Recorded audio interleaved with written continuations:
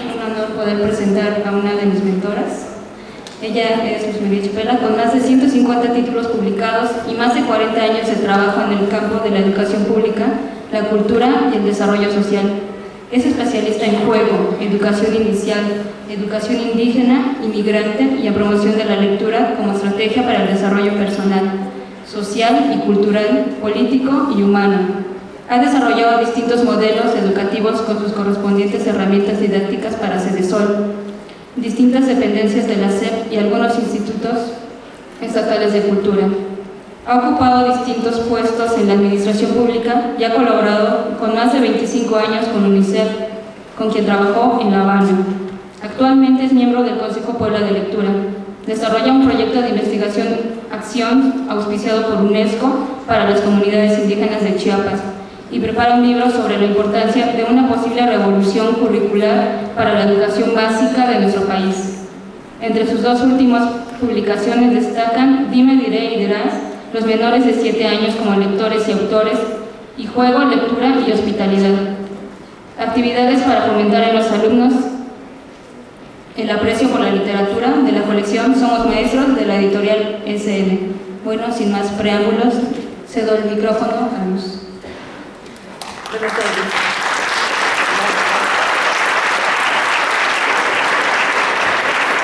Muchas gracias por venir y de repente que ya rayan ustedes en el heroísmo. Nos decía en el primer día, vamos a canalizarlos. De verdad es que ha sido muy intenso. Yo he estado muy feliz, he estado desde el primer día y muy feliz, pero realmente sí son heroicos de venir con la amenaza de lluvia y en un viernes y a esta hora. Se les agradezco muchísimo estar aquí con nosotros. El problemita técnico que teníamos era que queríamos ver si podíamos iluminar un poquito más la sala para poderlos ver yo a ustedes, pero ya con las luces de los pasillos aumenta un poquito la capacidad que tengo. Es que los veo sin rostros, ¿no? sin ver. Entonces pueden hacer las señales que quieran, que yo no me voy a poder opinar de nada. Siéntanse en libertad de opinar gestualmente, que no lo va a poder saber. Bueno, cuando pasa el tiempo, muchas gracias a los que están haciéndonos el favor de poner otra luz allá arriba. Ya aprendieron otro poco. Y es que, ¿saben lo que pasa? Que me volteé para allá arriba ese maravilloso candelabro. Es nuestra fuente de luz principal y entonces yo digo que es magnífico y que por eso es que falta luz en el teatro, porque la intención es que todas las miradas volteen por allá y tengamos esta media luz. Entonces, bueno, cuando pasa el tiempo, las personas, por lo menos como yo estoy viendo, las personas nos salvamos cuando vamos convirtiéndonos en personas mayores, de esas que viajamos a Puebla por la mitad del boleto, nada más. Cuando uno en ese tipo de personas se va uno convirtiendo, y todavía no me abren el metro gratis, pero falta bien poquito para que ya me abran también en todo el transporte de la Ciudad de México de manera gratuita. Entonces calcúlenle. Entonces, cuando uno se va volviendo grande, yo pienso que lo que nos puede ayudar mucho es la congruencia, la capacidad de ser transparentes, de ser congruentes, de pensar de una manera y actuar de la misma manera. Yo pienso que nos falta todavía antropología de la edad adulta, le digo adulta, de la ancianidad, de la vida, como le quieran decir. Nos falta antropología para eso, sin eufemismos, pero creo que algo de lo que los antropólogos de un momento, sociólogos, van a descubrir es la importancia de la congruencia entre el discurso y las acciones. La capacidad de tener un discurso propio, un pensamiento propio, una trayectoria propia, que no quiere decir que estemos siempre en lo mismo, pero que tengamos una estructura, una ruta, un rumbo. Y esa congruencia nos ayuda mucho a sobrevivir en este mundo y a veces a vivir con participación activa y con algo que nunca podemos perder, que es la autoestima, la capacidad de sentirnos muy contentos de ser lo que somos y de ser como somos. Y esto se los digo porque en congruencia no me queda más remedio a mí que compartirles que estoy consternada, porque para los extranjeros, los que no son de nuestro país y para algunos de algunos estados, nosotros tenemos un maestro que se llama Alberto Pakistán, un maestro de Chiapas, que ya lleva más de 10 años, yo creo, si no me corrigen, en la cárcel. Una persona muy querida por los maestros de Chiapas, muy respetada, muy valorada, una gema del magisterio indígena y llevaba más de 10 años en la cárcel, se le había dado una condena de 60 años. Y hoy en la mañana, cuando paso por el puesto del periódico, descubro una noticia de que le acaban de ratificar sus 60 años de condena. Y toda la sociedad pensaba que se iba a lograr liberar.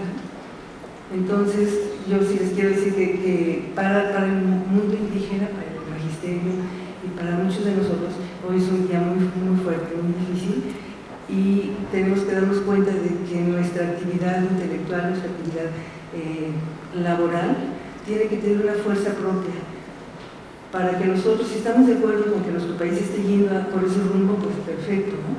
Pero si algunos de nosotros no estamos de acuerdo con el rumbo, podamos hacer de nuestro quehacer un acto de libertad, un acto de construcción de caminos distintos, caminos alternativos para que avancemos todos juntos hacia otro lugar distinto del que de repente nos tememos que estamos avanzando. Entonces les quería compartir eso, que desde la mañana ando como dicen en México, que no me calienta ni el sol. Claro, no hay sol, pero de todos modos, en ese estado es en el que ando, se los quería compartir. Bueno, el tema de este día es pensamiento complejo y literatura, pensamiento complejo y escritura, escritura. Yo tengo una formación en donde yo recuerdo muy bien, estaba en secundaria, cuando a mí me dijeron que el acto humano por excelencia era convertir potencia en acto, transformar la potencia en acto. Es una formación muy griega, muy clásica, la capacidad de transformar potencia en acto. Los griegos vivían con mucha conciencia de las potencias que tenían, y en el momento en que una potencialidad que está latente dentro de nosotros se convierte en acto, produce un acto, ese es una expresión del ser humano por excelencia. Entonces yo quisiera que marcáramos, debe haber otras expresiones del ser humano más excelentes todavía, pero quisiera que marcáramos la lectura, la escritura, como esta posibilidad de convertir potencia en acto, que quiere decir que hay un texto latente y que hay un autor que llega y interactúa con ese texto, de modo que la potencia del texto se convierte en acto por el acto vigoroso y potente del lector. Y también la escritura se convierte en acto, la potencialidad de la escritura se convierte en acto cuando una idea está dentro de mí. Cuando digo esto, digo yo grupo, yo pueblo, yo nación, yo región. Cuando hay una idea dentro de mí que está madura, que está lista, esa idea merece ser transformada en acto, merece ser transformada o en discurso oral, o en pintura, o en escritura. Pero el pensamiento humano necesita ser transformado. Entonces, en ese marco, a lo mejor pensemos en la lectura y la escritura como un juego dinámico en el que el pensamiento humano se expresa, se recibe, se recrea, regresa, se genera un movimiento fuerte de pensamiento. Entonces, bueno, y el pensamiento que yo propongo que nos puede llevar a esto sería un pensamiento propio y un pensamiento libre. Ojalá cuando escuchen hablar del sujeto propio, no estoy hablando necesariamente de la primera persona, sino yo y mi grupo, yo y mis autores, yo y mi biblioteca, yo y mi escuela, yo y mi congreso, digamos. No hay, o sea, lo nuestro, el pensamiento propio, el pensamiento compartido, pero el pensamiento propio, el pensamiento que nosotros construimos como personas o como grupos, lo construimos desde nuestro ser, tomando en cuenta los elementos que están a nuestro alrededor, pero que es nuestra construcción, nuestra recreación, es como nuestro texto. En la mañana estábamos en un taller interesante en donde, a partir de las primeras 3 líneas de 100 años de soledad, el grupo hacía una transformación de esas 3 líneas y hacía una creación derivada de esas 3 líneas. Esas 3 líneas eran de García Márquez primero, y luego eran nuestras, y después el producto derivado era de quien lo había producido, se había dado un movimiento de este estilo. Entonces, el pensamiento propio y, de ser posible, dentro de todo, pensamiento libre. Nosotros, cuando pensamos en libertad, la teoría de la libertad asegura que no existe libertad sin límites. Si no hubiera límites, sería como un río sin cauce que se sale y genera nada más un pantano, no llega a su destino. Los límites son consustanciales a la noción de libertad. Y los actos libres ensanchan los límites. Una persona libre está consciente de sus límites y se la viene ensanchándolos, haciendo actos y tomando decisiones dentro de límites que conoce. Entonces la libertad no confundida, evidentemente todos ustedes lo saben, no confundida con hacer lo que yo quiera, sino hacer lo que yo pueda según mi propio criterio, según mi propio proyecto, lo que yo quiera hacer dentro de mi línea que yo tengo. Entonces es pensamiento libre, pensamiento propio. Un poco si nosotros nos acordamos de la teoría de las inteligencias múltiples, que además de la racional, que es la que usamos en la escuela generalmente, voy a sonar muy escuelera, pero soy maestra. Entonces, el pensamiento que nosotros usamos en la escuela casi siempre es el racional. Y están todos los teóricos que nos dicen que el ser humano tiene pensamiento emocional, kinestésico, filosófico, musical, lingüístico, y nosotros es racional. Entonces, en parte, la invitación de hoy es a tratar de meter dentro de nuestra manera de pensar otros pensamientos, otras inteligencias.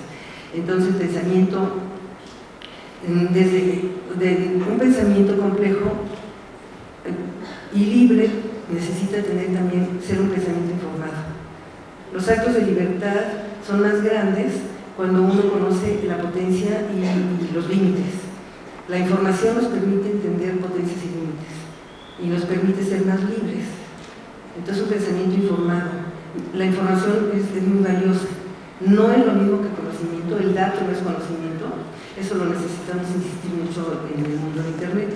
Cuando nosotros tenemos una gran cantidad de datos, eso no quiere decir nada más que tenemos un acervo de datos. Y después de eso, la mente humana, el diálogo con los demás, tiene que interrelacionar los datos para construir conocimiento. El conocimiento es un conjunto de datos que se relacionan entre sí y construyen conceptos. Entonces, el pensamiento informado, la información, no podemos despreciarla, no podemos decir que la información es nada más, es muy importante para los seres humanos la información. Entonces, un pensamiento informado y un pensamiento crítico. Cuando yo trabajo con los maestros, que ahorita en este momento estoy trabajando en el norte de Chiapas, con maestros indígenas, y cuando al principio yo no me había dado cuenta de que cuando yo proponía pensamiento crítico, el grupo estaba pensando en criticar, lo que conocemos como criticar, encontrar todos los defectos que se puedan encontrar, y hacían un gran esfuerzo por encontrar defectos y más defectos y más defectos con pensamiento crítico. Y yo no me había dado cuenta, me tardé en darme cuenta, hasta que me di cuenta, y entonces les dije, pero el pensamiento crítico también te permite pararte frente a la pirámide de Tominay y encontrar su belleza. El pensamiento crítico también nos permite encontrar lo mejor de las cosas. Sin pensamiento crítico, Van Gogh no va a decir nada. El pensamiento crítico que nos permite también encontrar los rasgos positivos, las posibilidades, los horizontes. Entonces, el pensamiento crítico, creo que hemos trabajado poco esta parte del pensamiento crítico. Es el pensamiento que con un análisis fuerte que sale desde la razón, pero también desde la historia, desde la memoria, desde la prospección, desde ahí nuestro pensamiento crítico que nos permite también encontrar las bellezas. Podemos sostener un pensamiento crítico aquí, en este momento, en esta situación, pero también este pensamiento crítico nos puede decir: qué lástima que no nos estén viendo bien los rostros, pero qué maravilla de Gandhi, cuánto hace que yo no tenía el privilegio de estar en un espacio como este, con palcos, y aparte con amigos en el palco que me amenazan para aventarme flores, ¿no? Entonces, el pensamiento crítico nos permite también distinguir eso, distinguir que en dónde estamos y cómo estamos y con quién estamos. Entonces, pensamiento libre, pensamiento propio, pensamiento informado, pensamiento crítico, pensamiento creativo. El pensamiento creativo a mí me gusta mucho. El pensamiento creativo lo que hace es que une dos cosas entre sí, las relaciona, dos cosas que no tendrían nada que ver entre sí, las relaciona. Entonces, por ejemplo, si yo dijera este micrófono y esas líneas de luz, algunos de ustedes podría hacer una relación entre el micrófono y las líneas de luz. Son dos conceptos. Ustedes junten dos conceptos y hagan un tercer concepto que incluya esos dos conceptos. ¿Hay alguien que lo quiera hacer?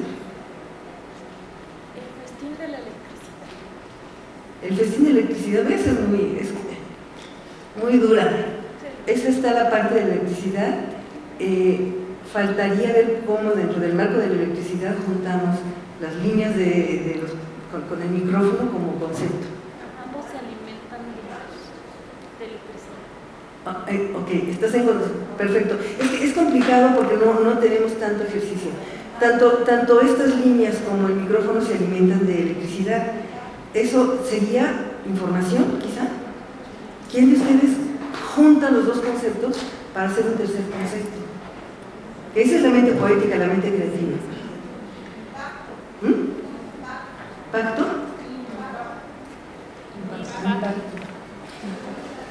Impacto. Sí. Flujo de dos luces y un sonido. Impacto. Como persona que te llama Ah. flujo de dos luces y un sonido. Muy lindo, muy lindo, muchas gracias.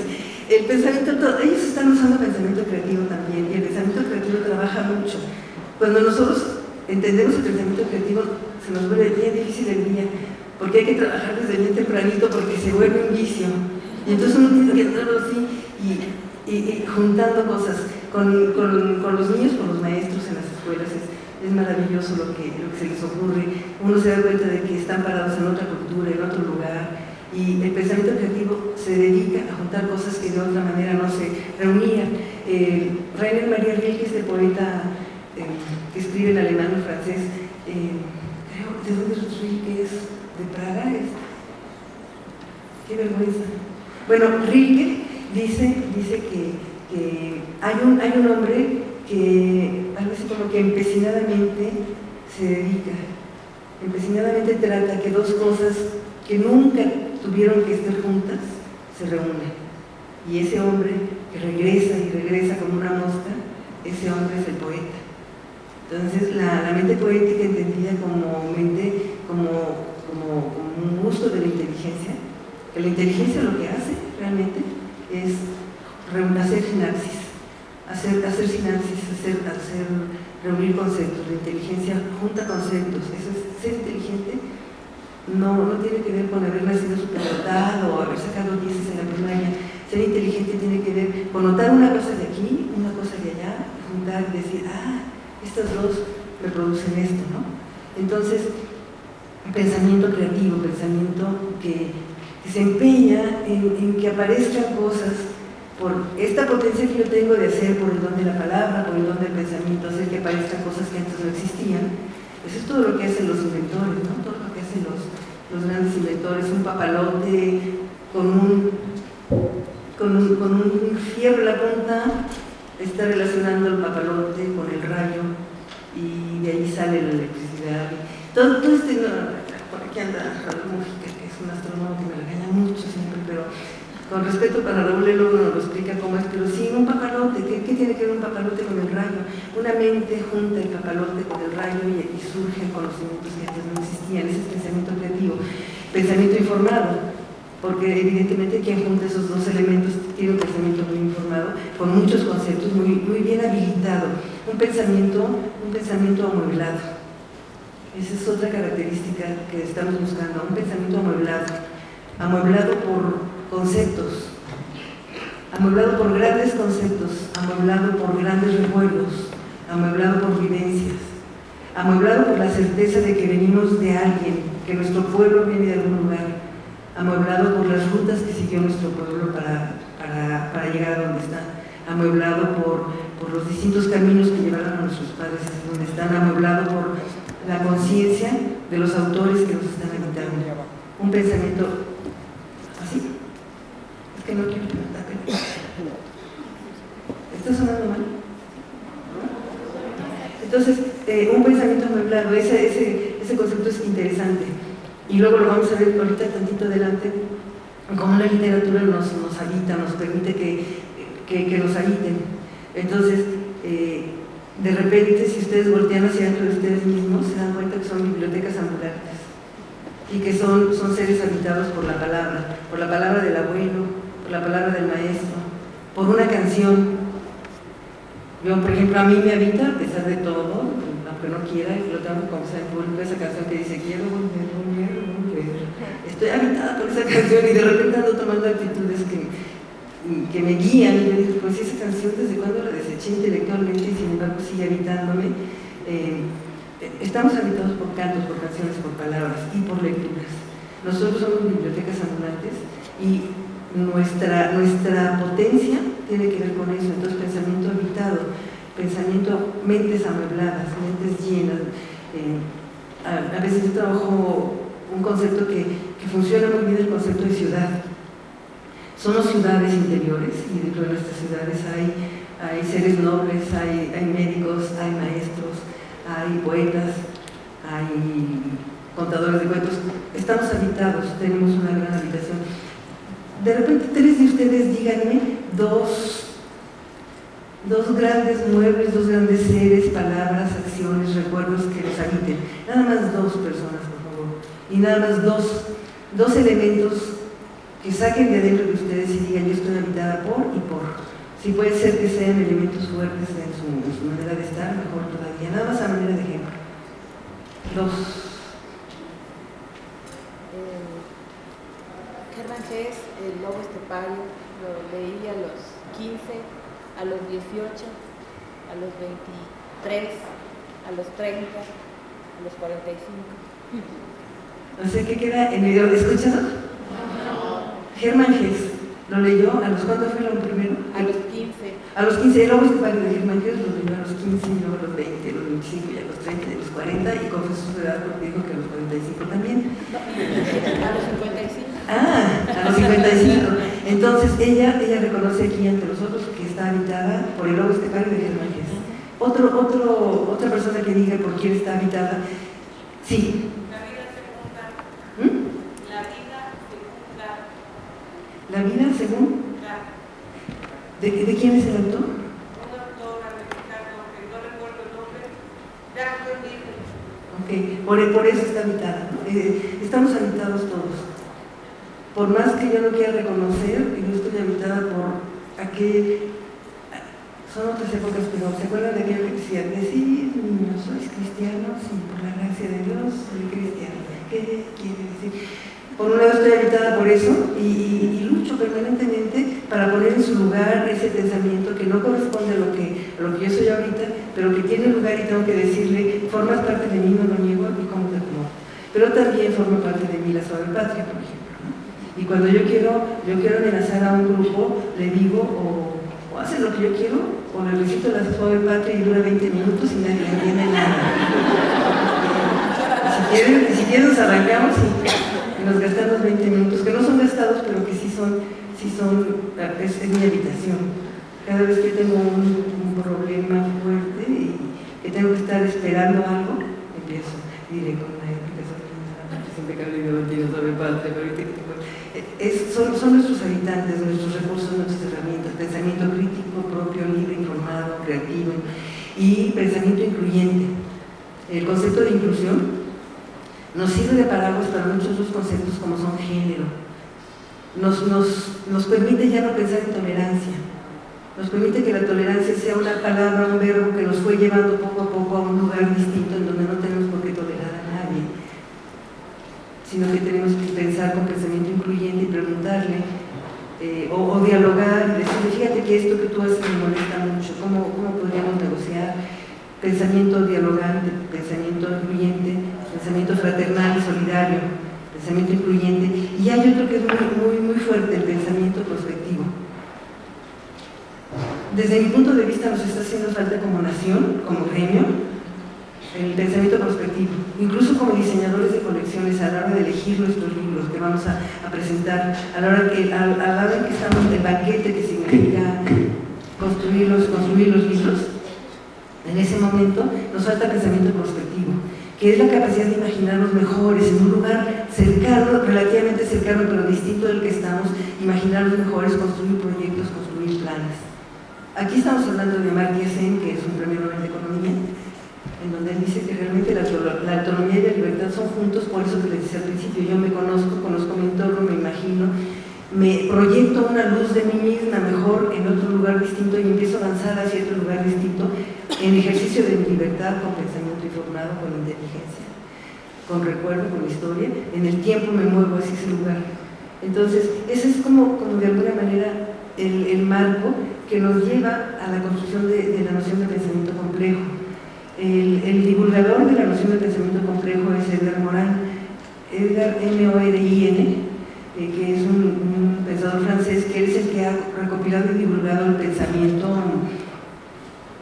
no contemporáneo, esto es del siglo pasado, pero la idea del pensamiento complejo. Y entonces, este pensamiento complejo a la hora de la literatura ha sido muchísimo. Fíjense, el pensamiento complejo, con respeto para Morán, no se vaya a enojar porque lo estoy sobresimplificando, pero el pensamiento complejo lo que hace es que piensa. Por ejemplo, yo pienso en micrófono y tengo ese concepto de micrófono. Entonces, lo desagrego el micrófono y empiezo a pensar, no lo voy a poder hacer porque no sé nada de técnica.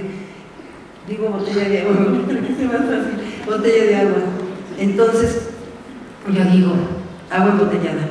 Entonces, con pensamiento complejo, lo desagrego todo y eso me permite encontrar quizá la rosca, el cilindro, el contenedor, el texto escrito, la tinta, el mercado, la escasez de agua, la crueldad que significa vender el agua, sobre todo para una persona de mi generación, en donde el agua, evidentemente, como la tierra no se vende, el agua jamás se vende.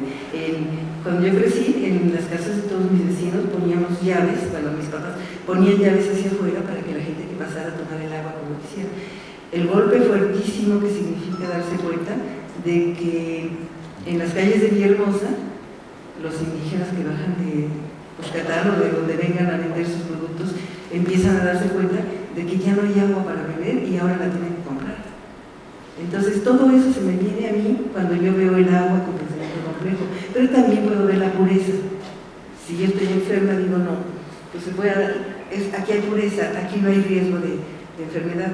Entonces todo eso, entonces yo digo, bueno, la rosca, ¿qué papel cumple la rosca? El de cerrar. ¿Qué papel cumple la etiqueta? El de avisar. ¿Qué papel cumple el cilindro? El de adaptarse a la mano. ¿Qué papel cumple el contenedor? El transportar una cierta cantidad que está calculada porque es la cantidad que generalmente tomamos en una. Entonces, desagrego con pensamiento complejo, desagrego y luego lo vuelvo a juntar otra vez y digo nuevamente agua embotellada. Pero ya cuando yo veo el agua embotellada ya la veo de una manera distinta.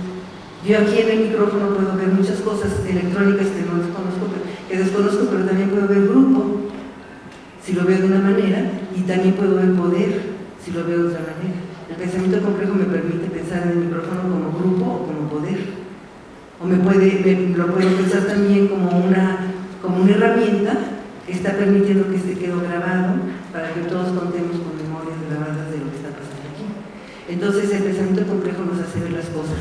Y vamos por la vida diciendo micrófono, diciendo agua, diciendo lápiz, diciendo papel, pero detrás de eso está. Entonces yo les quiero ahorita presentar un pequeño video que para que ustedes piensen, lo vean con pensamiento complejo y se den cuenta de todo lo que tuvo que ocurrir para que este video que vamos a ver pudiera suceder frente a nosotros.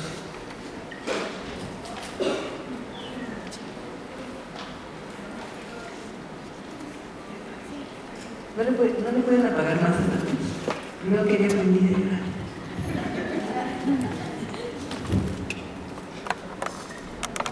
Gracias.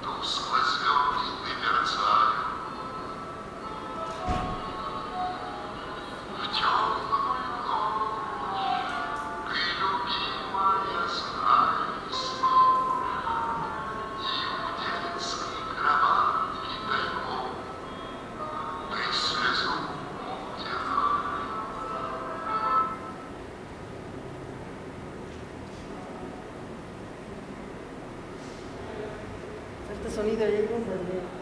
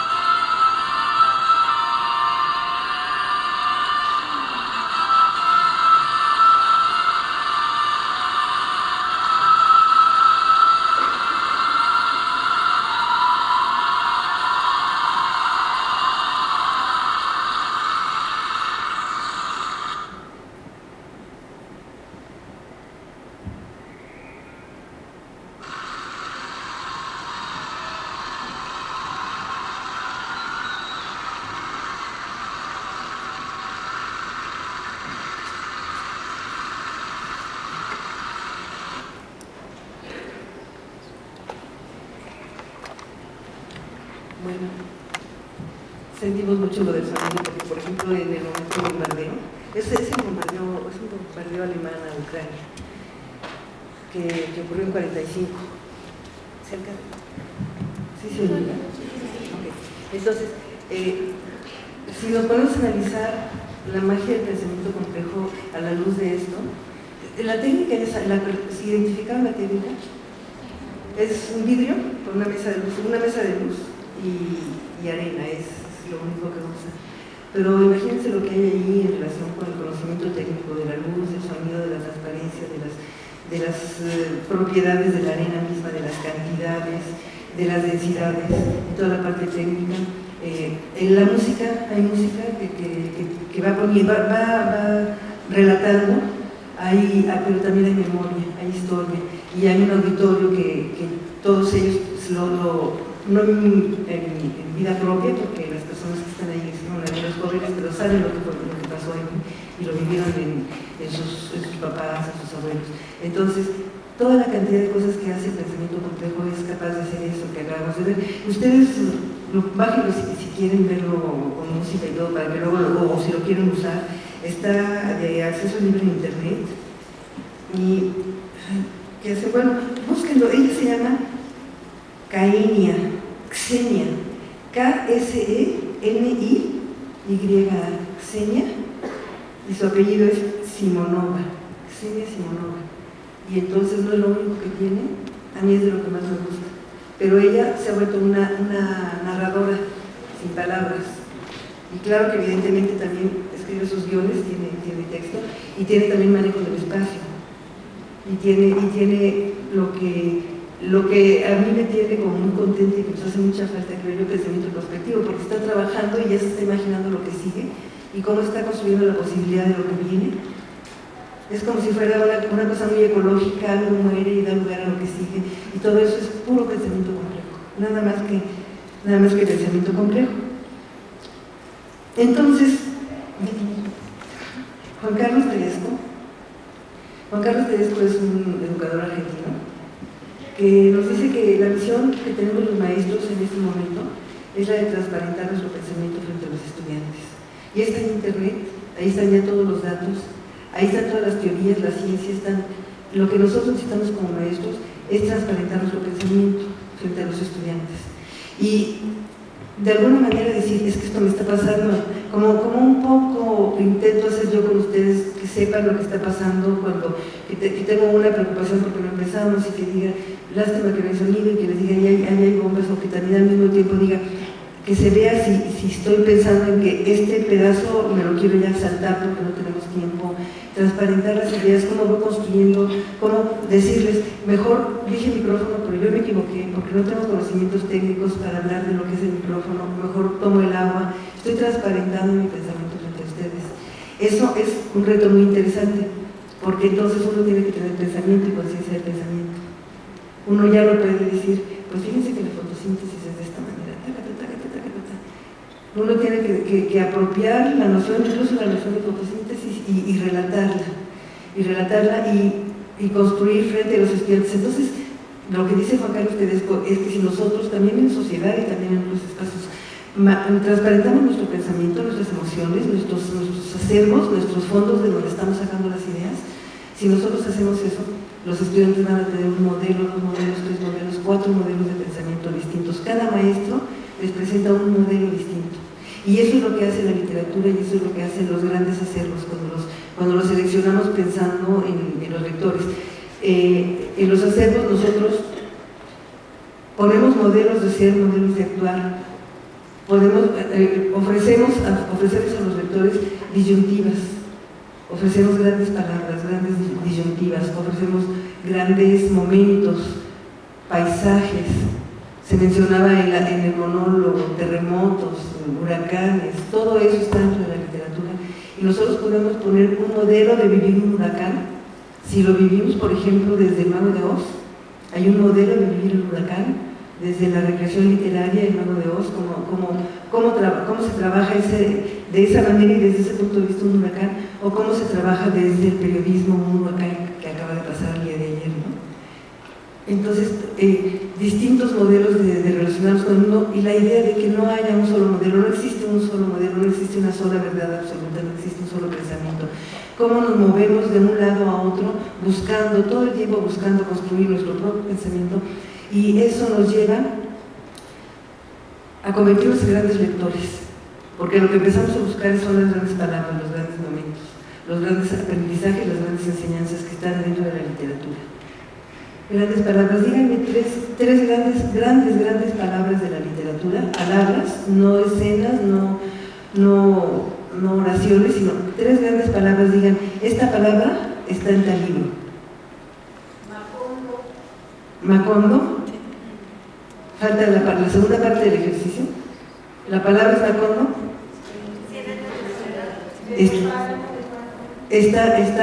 No. Pedro Páramo de Juan Rulfo es un título, pero yo estoy buscando grandes palabras. Macondo es una palabra muy grande. Es realmente muy grande porque es un universo hermoso. Macondo, en 100 años de soledad, de García Márquez. Una gran palabra. Sopa de Mafalda.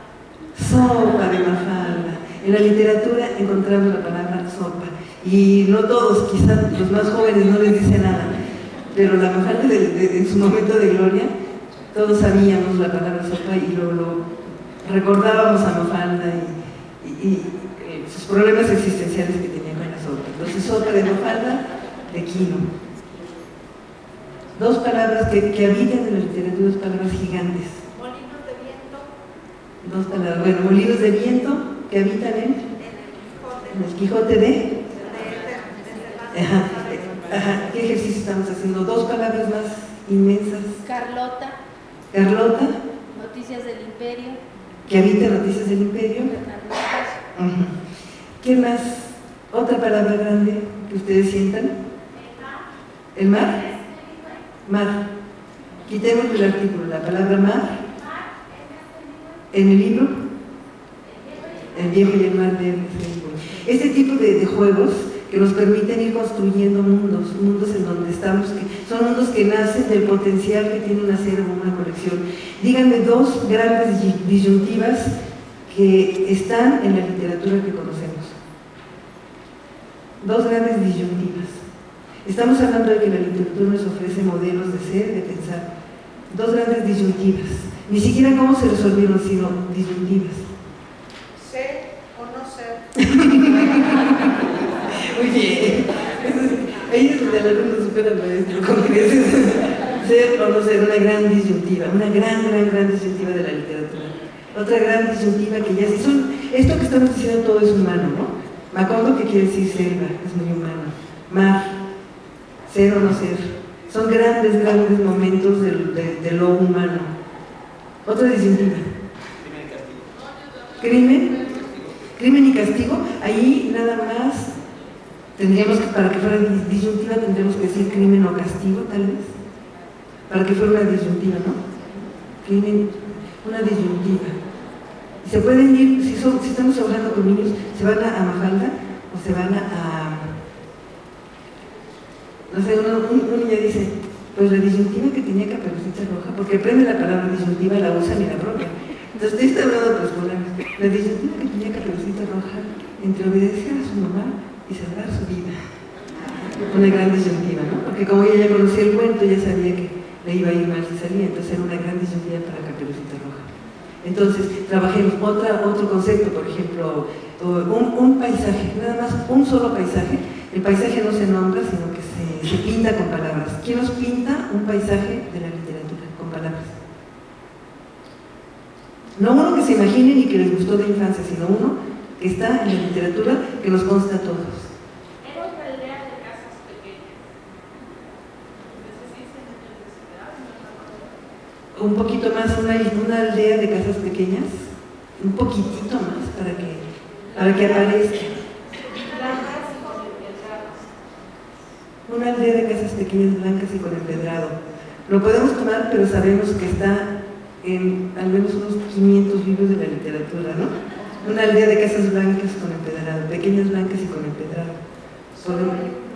En un lugar de la Mancha, automáticamente uno no piensa en el paisaje, piensa en la tierra. Y es en el cielo, no te dice nada más, que es en un lugar de la mancha. En un lugar de la mancha sería la evocación de un paisaje. Y ahora el dibujo con palabras de ese paisaje. Pues el que ha visto la mancha desde el avión lo pintaría como. Pero como nosotros no hemos ido a la mancha, ¿cómo nos dibujaría ese paisaje? Muy brevemente, un dibujo con palabras. La mancha. La mancha, tierras altas, poca agua, campesinos, vides, quizá también yéndonos hacia Toledo, cada vez. Muy bien, entonces ese es un paisaje que sabemos que ya sé y que bueno, nosotros lo sintetizamos cuando dice el lugar de la mancha, que todos podemos, pero los que no hemos ido a la mancha, ahorita ella nos dibuja este paisaje árido, abierto, nos dibuja un paisaje, entonces la literatura está llena, repleta de todo este tipo de cosas y luego de allí nosotros decimos un personaje mezquino de la literatura, mezquino, egoísta, chiquito, poca cosa de la literatura, pero grandioso porque la literatura lo volvió grandioso. El avaro. Sí. Eso no, fíjense, estoy siendo bien estricta, ande yo caliente y ríase la gente que es. Es un dicho, es un refrán, y yo lo que ando buscando es un personaje mezquino. ¿El avaro? ¿Don qué? Rumpelstiltskin. No, pero Rumpelstiltskin era el mago, ¿verdad? Es el que le encantaba. Un malvado de la literatura que los niños pueden encontrar. Un personaje mezquino y malvado.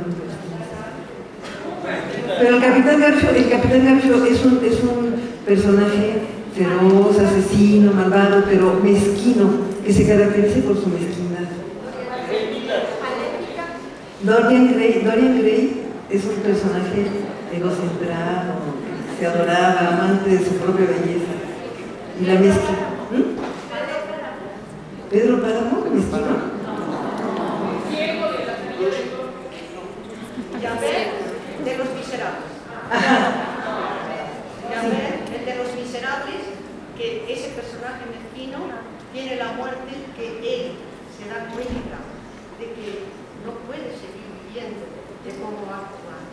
Entonces Javert, durante toda la obra, es totalmente mezquino y uno cuando ve la muerte que tiene, quizá hasta le da pena.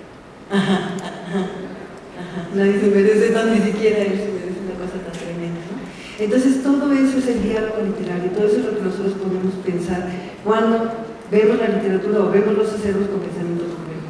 Cuando nos ponemos a dialogar y a hacer, nosotros trabajemos todo lo que ustedes quieran, trabajemos todo lo que ustedes quieran en esta línea y los niños desde 3 años, que es yo he trabajado con menores de 3 años en esta línea, desde 3 años hasta 90, se vuelve una especie como de éxtasis, como de una energía que se va, de excitación que se va volviendo y llegan los niños a la biblioteca o llegan los niños al lugar donde estamos leyendo, por más de esto que es el placer intelectual.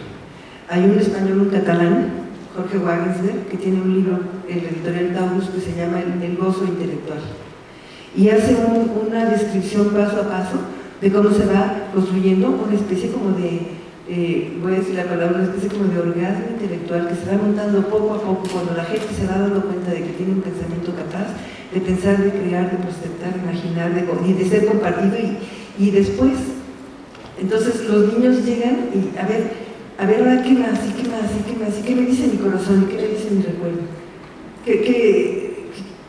¿cómo abordo yo? Y todo el tiempo estamos quizá alrededor de un solo cuento, quizá alrededor de una sola colección y de todos modos el mundo se vuelve infinito. El pensamiento complejo nos permite que las cosas tengan una profundidad y una dimensión muy importante. Y entonces también otra maravilla del pensamiento complejo son las fronteras.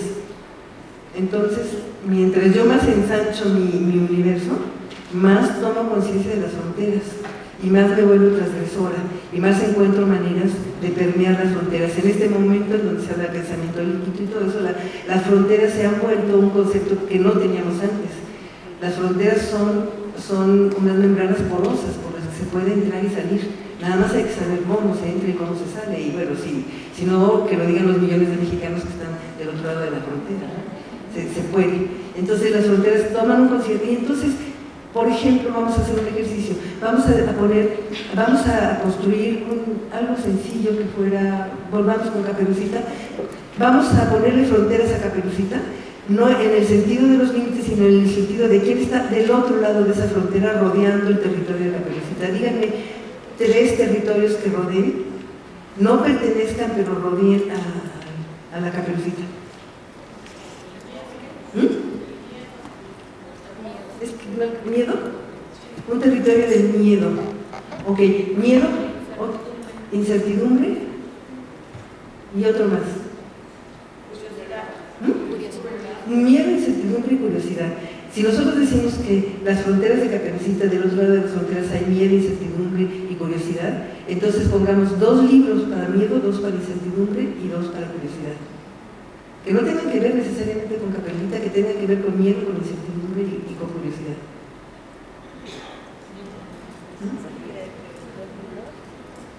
Pinocho lleva, bueno, infantil sería Pinocho, curiosidad. Pinocho, curiosidad. Miedo, Edgar Allan Poe. Medgar, traemos algo de Edgar Allan Poe para miedo. El gato negro. El gato El gato negro para miedo. Y para incertidumbre. La náusea para incertidumbre. Y ponemos la náusea para incertidumbre. Y no tenía nada que ver realmente con Caperucita. Y sin embargo, sí estamos cobijando, estamos constelando a Caperucita con pensamiento complejo. Y si nosotros decimos, vamos a traducir esto, la náusea, ¿qué fue?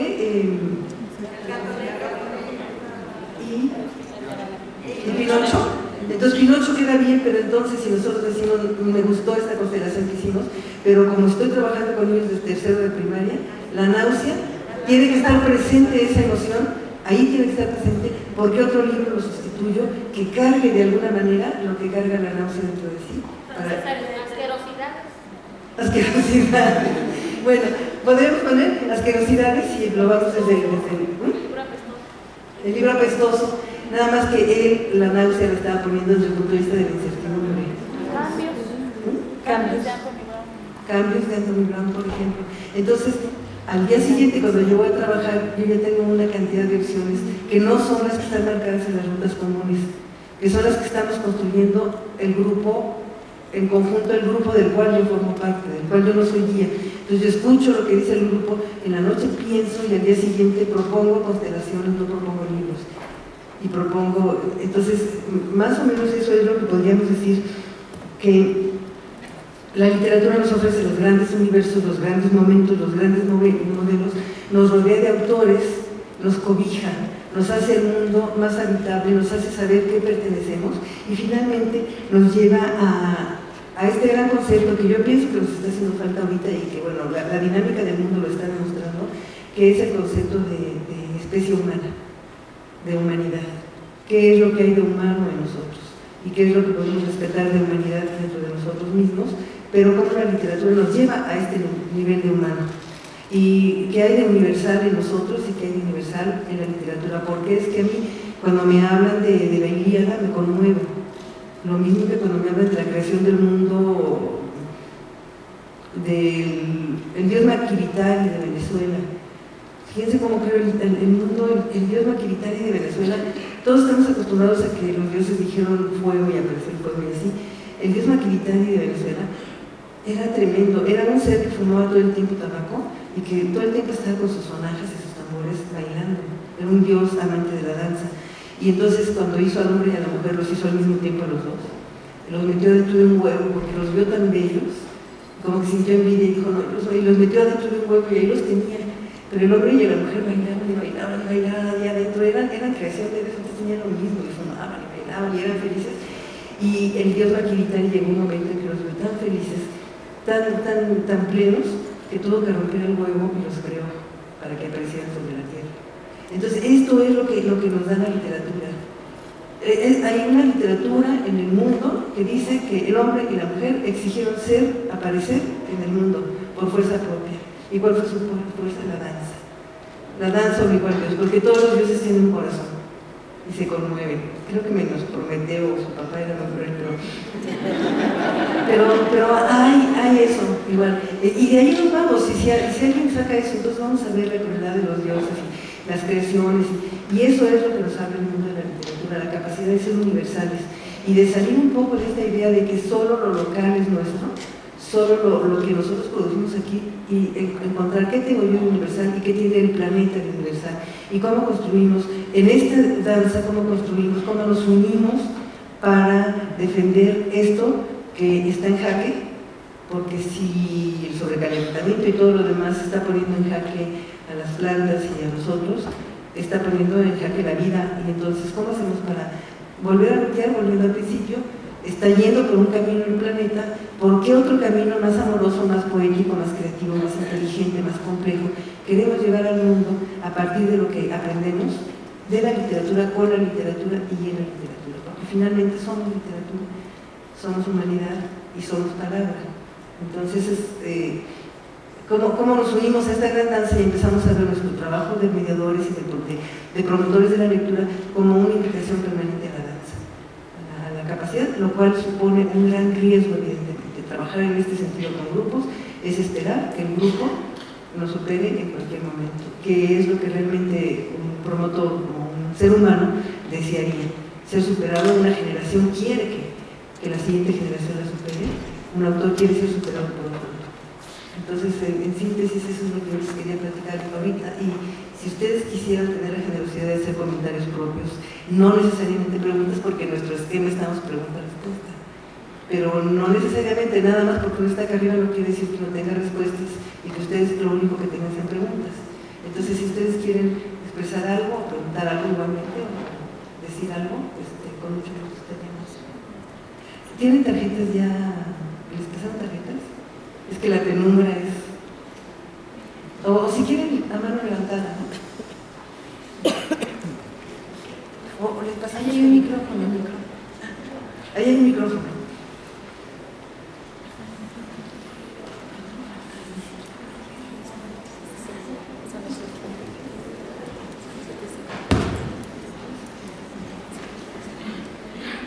¿Podemos considerar el pensamiento creativo? Ay, no, por favor, si se ponen de pie, porque en verdad no bueno, sé mucho. estoy feo, pero... Feo, pero querido. ¿Podemos considerar el pensamiento creativo como un símil de la representación social? La representación. Más bien podemos ver a la sociedad con pensamiento creativo, ¿no? Sí, el pensamiento creativo es como más abstracto, y en cambio una representación social con pensamiento creativo nos rompe la sociedad en una infinidad de elementos que nos permiten ver géneros, edades, construcciones, urbanismos, servicios, relaciones. Entonces sí se puede usar el pensamiento creativo para ver a la sociedad, y la sociedad emerge mucho más hermosa y más compleja y más rica de lo que era antes, si la veíamos nada más desde un estereotipo de diccionario. Ahora, el pensamiento complejo ya sí puede ser más parecido a la representación social, producto de nuestros conocimientos previos o de nuestras experiencias de la vida. Todos los conceptos que manejamos son producto de la sociedad, producto del pensamiento. Los conceptos no existen de antemano, los construimos los humanos. Y la representación social es un constructo que hacemos los humanos. Ahora, la sociedad, ¿cómo se representa a sí misma? Ahí es distinto. Como sociedad, ¿cómo me represento yo? Como sociedad, ¿cómo me imagino mi gobierno? Como sociedad, ¿cómo me imagino mi ecosistema? Con creatividad, que quiere decir con pensamiento complejo y informado. Entonces, sí sirve, sí funciona muy bien. Nada más el pensamiento creativo es una abstracción, es una herramienta que nos sirve para muchas cosas.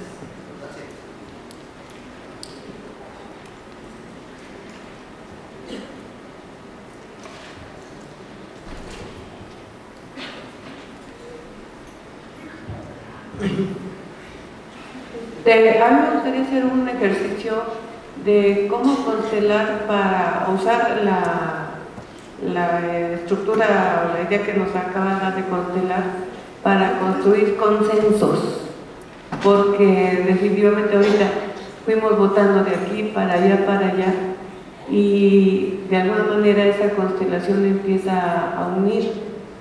Entonces digo, bueno, hay momentos en donde en la escuela necesitamos construir un consenso.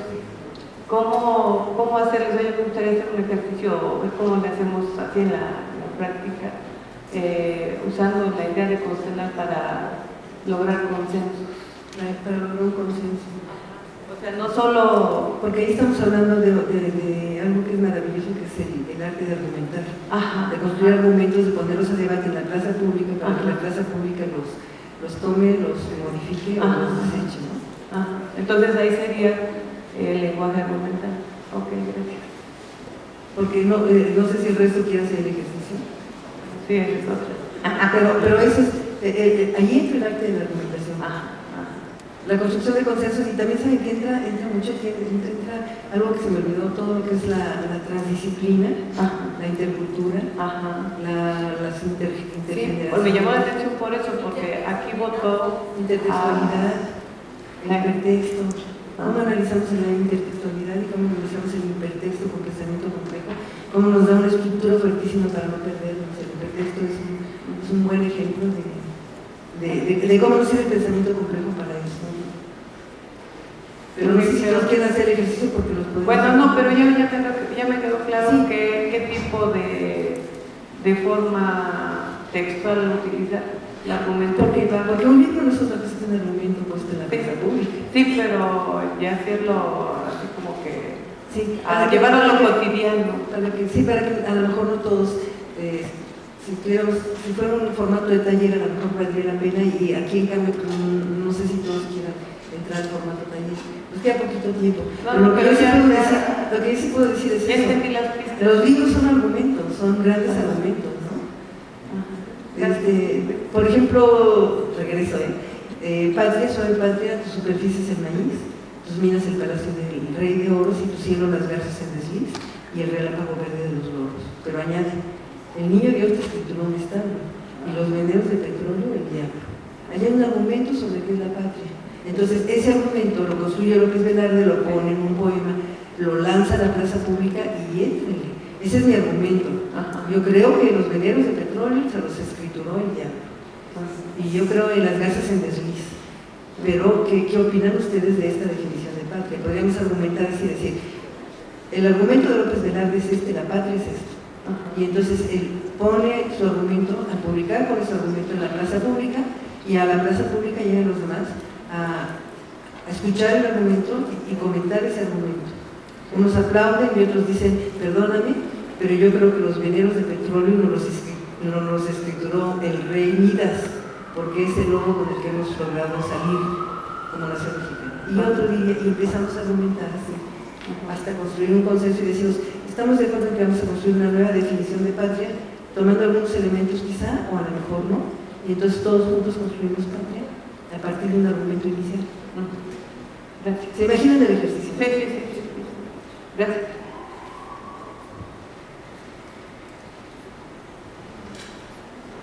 Buenas tardes.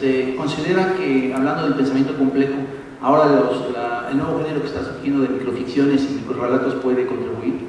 ¿Microficciones y microrelatos? Sí. Sí. A mí me parece muy interesante y tiene que ver con Twitter, ¿no? O sea, pensando en las nuevas generaciones también, ¿no? Que es muy complicado meterse en cuestiones de clásicas, ¿no? Que es muy difícil, pero entrando en la parte de las redes sociales, internet y la necesidad de escribir en pocas palabras, el tener que concentrar muchísima información es muy interesante porque son géneros que tienen que ver con el tiempo, que es uno de los elementos que hoy estamos trabajando mucho, el tiempo.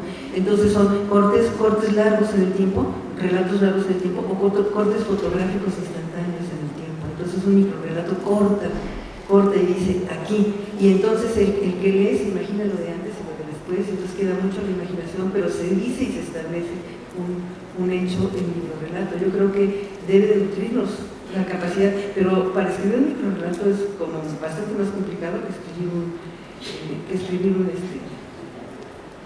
o sea, ustedes traten de jalar a su memoria cuentos breves y verán que son muy escasos. Está el de Monterroso que cuando despertó, pero piensen microrelatos y verán que es completamente difícil, es un arte muy fuerte. Entonces no tenemos por qué. Y En Twitter, por ejemplo, yo pienso que está haciendo un trabajo magnífico de decir, si no lo dices en 140 caracteres, gracias por concursar. Y entonces la mente tiene que sí. Yo conocí una persona que iba a buscar un trabajo en el Banco Mundial y estaba desesperado porque los del Banco Mundial eran muy necios porque solo le iban a dar 7 minutos para exponer su proyecto. Yo le decía, es que si tú frente al Banco Mundial no puedes exponer 7 minutos tu proyecto, pues el Banco Mundial no te quiere aquí, quiere a alguien que pueda en 7 minutos exponer su proyecto. El don de la brevedad es un don maravilloso. Hay un cuento muy lindo que me gusta mucho, pero que supone un montón de construcción. Dice, estaban todos en la mesa no lo sé contar porque no soy buena narradora, pero estaban todos a la mesa de Navidad, toda la familia reunida, y de repente tocaron a la puerta y entró la abuela que acababa de morir. Entonces todos rápidamente le hicieron un lugar en la mesa, cenaron todos, la abuela estuvo allí con su gran presencia sin decir nada y terminó la cena. Lo único que hubo de problema es que a la hora de llevarla de regreso nadie la quiso llevar. Nadie se ofreció a llevarla, ¿no? Vean todo lo que hay detrás de eso, o sea, todo. Y desafortunadamente no conozco al autor de eso porque lo leí en Twitter. Entonces el microrelato es muy interesante, el relato largo tiene otra magia. Yo sé que trabajo mucho y me da mucha vergüenza lápidas. Aquí yace. Y entonces en algunos momentos yo pongo como normativa que tiene que yacer algo que debe morir, que en la opinión de ellos debe morir, ¿no? Y aquí yace lo más evidente, la contaminación a manos de no sé qué, no sé cuál. Pero aquí yace, es un formato, una lápida, es un formato bien interesante de relato breve. Y cómo aquí yace, ¿no? O una pinta, un cartel. Todo esto que es breve es muy interesante si nosotros no permitimos que sea ramplón. Si exigimos que lo que se está poniendo en 5 palabras tenga profundidad y que el autor de eso argumente que ahí hay fondo. Si nosotros no logramos que el autor lo argumente. Ahorita que dice eso, recuerdo que en una lápida dice, aquí yace, y yace bien, ella descansa y yo también. Ahí está, ¿no? Ahí está un argumento masculino. Pero como dijo Terminator, volver. Sí, alguien más.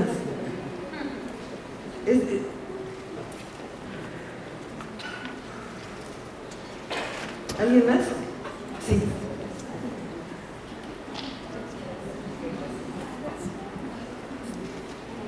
De verdad que luego de aproximé un poco. Gracias.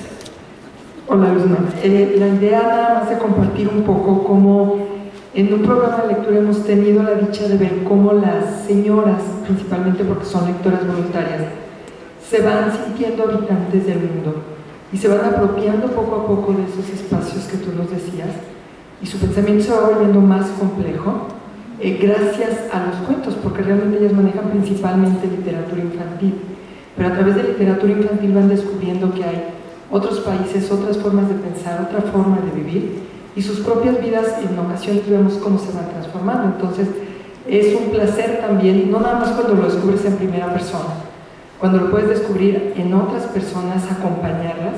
Yo creo que todos los que estamos aquí compartimos ese gusto, ¿no? Por eso estamos hablando de lectura y escritura en este congreso. Gracias.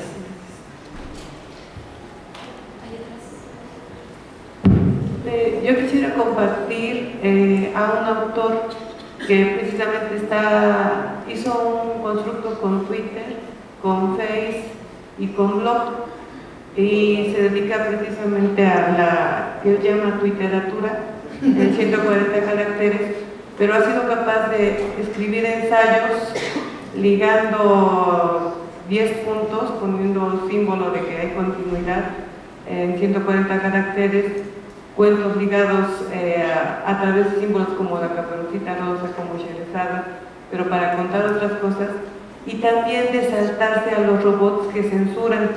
Por ejemplo, hizo una serie de twitters hablando del lobo, refiriéndose a cuestiones sociales y políticas que estaban en el país, pero no ponía palabras claves que los robots que están en internet y en Twitter para anularlas o para que alguien empiece a hablar en contra en los comentarios. Entonces usa la metáfora, usa la extrapolación Y todos los que estamos leyendo estamos sabiendo quién es ese lobo. Y él está saltándose esa censura que hay en la red. Si quieren anotarlo, es muy fácil encontrarlo en la red por José Luis Zárate Herrera, aparece inmediatamente porque tiene muchas entradas, aparece en Wikipedia. Zárate Herrera. Zárate Herrera, José Luis, es poblano y está haciendo experimentos muy interesantes que pues se están publicando en Francia, se están publicando en Estados Unidos, en otros lados, y pues yo creo que dentro de poco aquí se sabrá más de él. Muchas gracias. ¿Comentario? Es que si entramos en el mundo de las redes con pensamiento complejo es nuestra salvación. Ahorita les digo. Porque si nosotros estamos en un mundo, por ejemplo, que entramos y nos vamos por una ruta que nos está llevando y de repente con pensamiento complejo decimos, a ver, ¿por qué entré? ¿A dónde me está llevando? ¿Qué otros lugares podrían? ¿Y por qué me estoy yendo para acá? ¿Cuántas otras opciones? O sea, la búsqueda en Internet tiene muchísimo que ver con la capacidad de ver la complejidad y dónde estoy yo, qué quiero yo. La guía soy yo, pero de pronto tengo que acordarme que estoy metida en algo que me está llevando, con pensamiento complejo me detengo y digo, ahora qué voy a hacer aquí.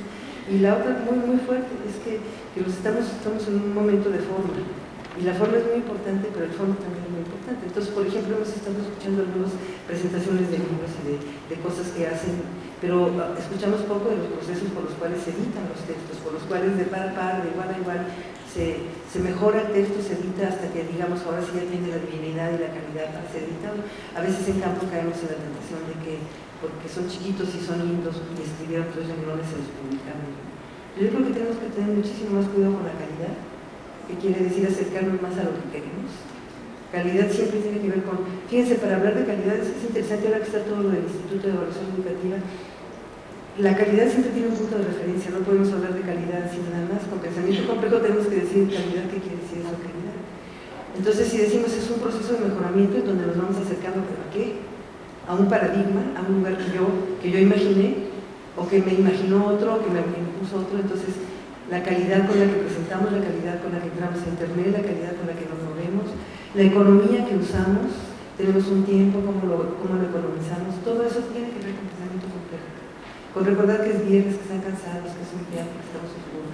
Todo eso tiene que ver con pensamiento complejo, con decir, no se trata nada más de hablar por hablar, no se trata nada más de decir por decir. ¿Cómo hacemos para seguir manteniendo nosotros? Y en el momento en que ese nosotros ya no está funcionando, ¿por qué no nos despedimos nosotros?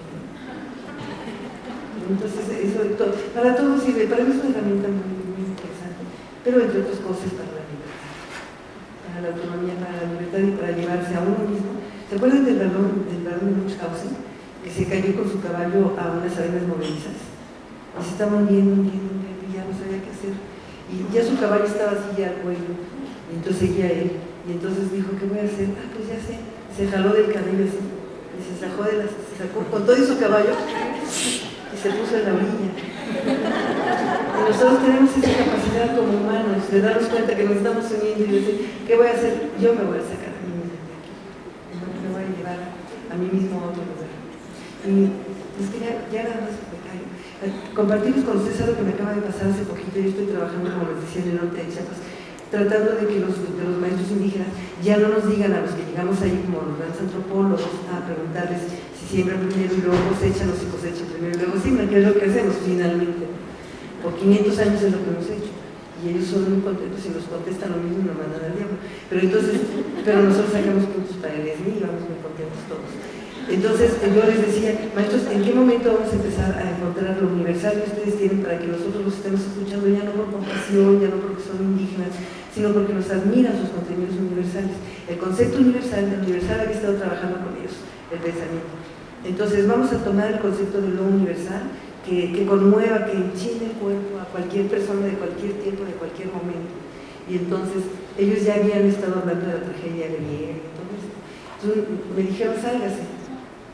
Lo universal, pensé que, entonces me dijeron, sálgase, nosotros revisamos cuando queramos que regrese. Uno de ellos se compadeció y me dijo, allí enfrente hay un cafecito, maestro. Y luego ya que me hablaron, entonces dijeron, vamos a ver si es cierto que le entendimos, confiamos en usted, creemos que lo que están diciendo es poderoso y queremos ver si logramos a partir de ese concepto encontrar algo que no habíamos compartido entre todos. Y entonces resulta ser que un maestro, a la hora que yo no estaba, propuso un relato de su vida real como algo universal, y el grupo dijo que sí, y entonces era el gran momento. Entonces yo llego y el maestro empieza a contar una anécdota de su vida real. Él tiene 7 años, tiene un hermanito de 3 años, tiene un papá y tiene un abuelo. El abuelo se llama una ceiba, estamos hablando de Tabasco. La ceiba es la diosa de las diosas. Ceiba es un árbol que crece maravilloso y que tiene toda una mitología alrededor, es cultura, en su tronco se esconden los aluches, es todo un mundo. Entonces hay muchas reglas para que las ceibas se plantan, se ven, nadie toca la ceiba cuando crece. Entonces, está él en el patio, está su abuelo por allá, está el papá y está el hermanito. Entonces, este es el escenario, bien teatral, bien griego.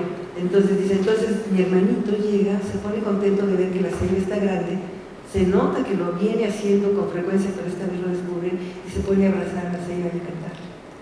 Entonces mi papá entra en favor, porque es la ceiba del abuelo y el abuelo está viendo, y el papá dice, pero ¿cómo es posible que hagas eso? Empieza a gritar y a regañar. Pero ¿por qué la abrazaste, hijo? ¿Por qué hiciste eso? Ahora vas a tener la desgracia de crecer del tamaño de la ceiba. Porque la abrazaste, vas a crecer hay una cantidad de cosas que se dicen para evitar que le queden. Vas a crecer del tamaño de una ceiba. Y entonces mi hermanito dice, empieza a llorar y a llorar y a llorar, y mi papá todavía insiste y dice, y lo malo es que te vas a desgarrar, porque ningún ser humano puede crecer de ese tamaño sin desgarrarse. Y él, el niño testigo de 7 años, dice, yo volteo para un lado, volteo para otro, veo que mi abuelo se le empiezan a salir las lágrimas a mi abuelo no sabe qué hacer, es la autoridad del papá sobre el hijo llora, el papá regaña, el papá angustiado, mi abuelo empieza a llorar de su ceiba, y lo que hace el abuelo es que va por el machete y tira la ceiba. Entonces, yo todavía que soy muy mala, les digo, ¿me podrían explicar lo más universal de lo que acabo? Dicen, ay maestro, si los griegos dicen que son universales, pues ellos tienen relatos de una crisis de humano a humano, son pasiones de humano a humano. Nosotros estamos hablando de la naturaleza y lo humano. Entonces fíjense la nobleza, a dónde puede llevar un concepto, cómo puede ennoblecer un concepto bien elegido en un momento adecuado ante un público adecuado. Los conceptos nos harán libres, los conceptos nos llevarán por un camino.